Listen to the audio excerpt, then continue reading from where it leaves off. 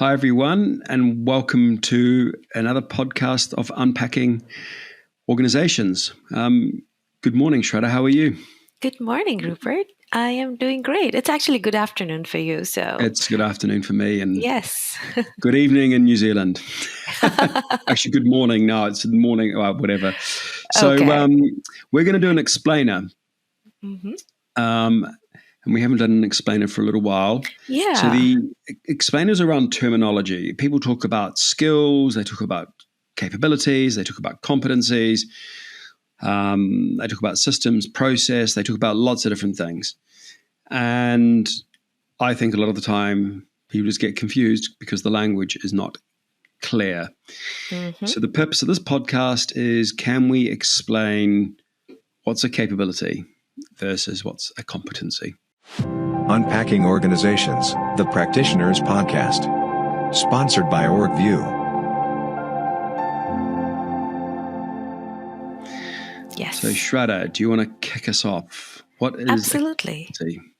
Absolutely. I really love this topic of capability because it helps me synthesize and make strategy into life. So before getting there, let's talk about what is organizational capability. In my head, I feel it's a combination of four things. And Rupert, I would love to hear your definition as well, because as practitioners, we all have figured out our own thoughts around it. But I feel that capability is not only expertise of people, which sometimes is like, confused with competencies or skills. That I feel is an attribute of people. But organizational capability is confluence of people, process, technology, and ways of working or governance, and maybe org design comes into part of it. And so all four of this together creates an organizational capability. And the reason that it all has to come together is that if we are building a capability, we cannot just build it by technology or just by having a new processes. Like sometimes I hear that, we are building a digital capability in an organization, and that means that we have created a new platform, we've got Adobe or some ERP system. But that's not it, because you have to then rewire your organization. So new ways of working, organization design has to come into picture. Therefore, you have to have new ways of workflows and processes. And people need to also have different kind of skill sets and competency to be able to utilize that digital technology, just to take that example, and then deliver outcomes based on that. So unless all this comes together in a really orchestrated fashion, we are not able to create an organizational capability. And that's what I feel that the last point I would say is that in transformations, it's been decades that I've been seeing that we have a transformation playbook in which we are looking at people, process, and technology in a very different way. And maybe it starts in together, but as the technology process, all three run in three different directions. And then they're not able to come together to say, what are we doing this for?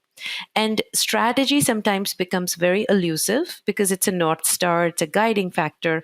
But then bringing that strategy to life is through this capability, and that connects the dots between this people, process, and technology. So that's where whenever I see a slide which says that these are the people, process, technology work streams, I say, what are they working towards? What is the capability that they're collectively building? And how are they orchestrating the work between these three? So that's my definition of org capability. And I think we're broadly precisely aligned. The way I've written about it in DDOD is people, process, and systems. So I had three things, but for me, systems includes the technology and how that's all working. So I don't think there's any difference in our definition. Absolutely. We just the word systems, technology, and process, but it's how that is all combined. Right. And human beings, people have competencies, and within competencies, that's broken down further into skills, but also behaviors and attitudes and knowledge. So to me, competency is an umbrella term that includes skills and these other things. And so people supply competencies into the org capability, but people alone isn't a capability because you need systems process working together, and that all has to be built.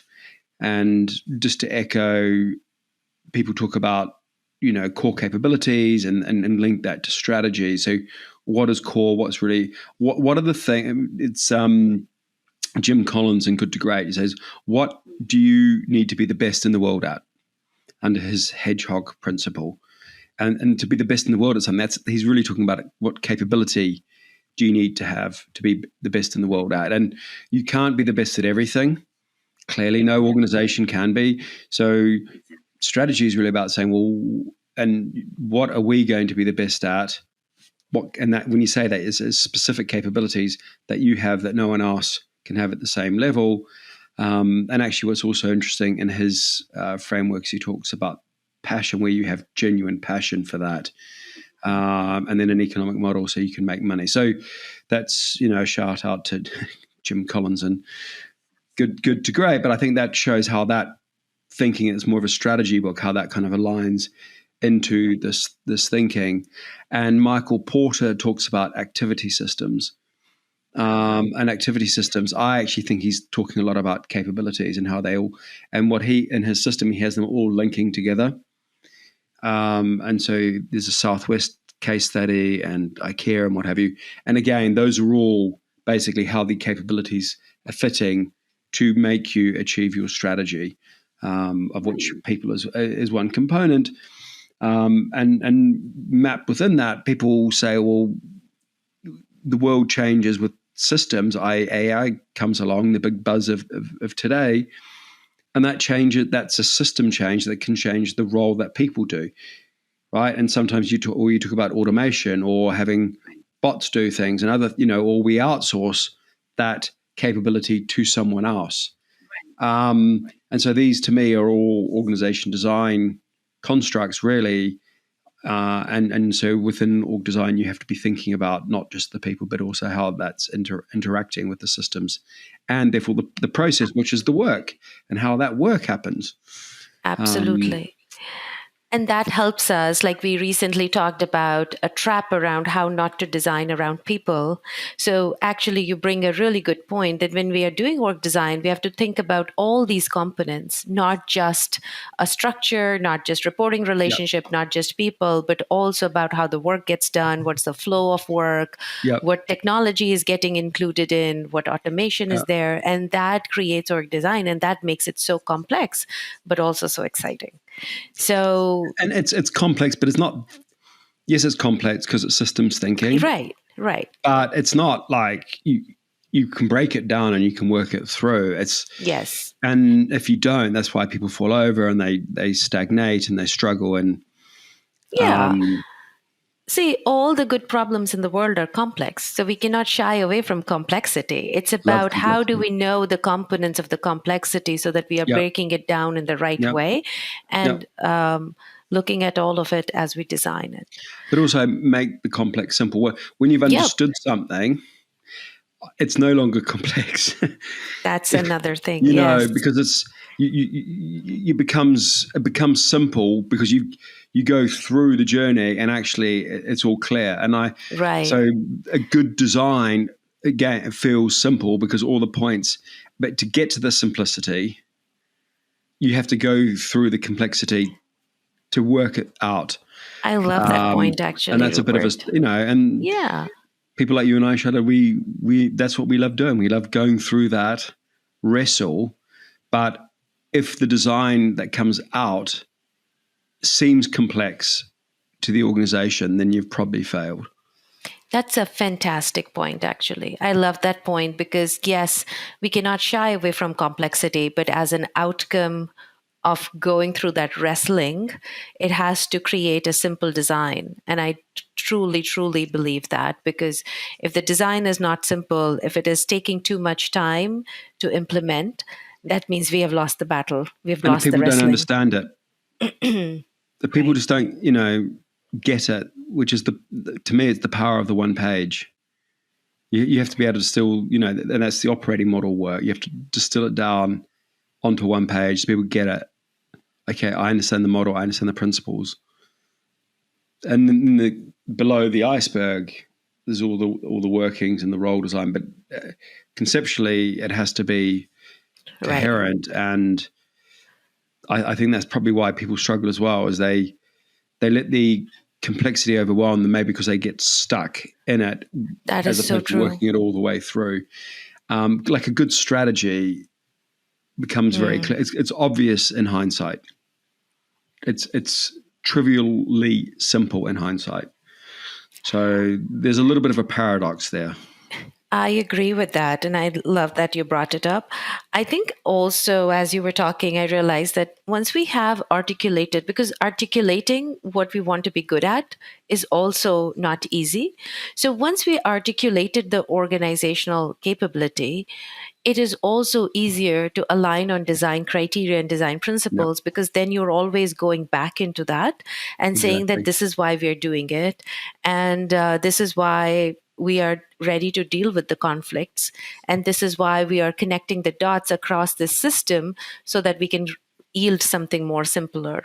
So I love that as you were talking, it started to make it more clicky in my head that, these are the ways. Yeah, exactly. So, cool. Do you have any takeaway? Yeah. I beat you just to the punch on the takeaway question.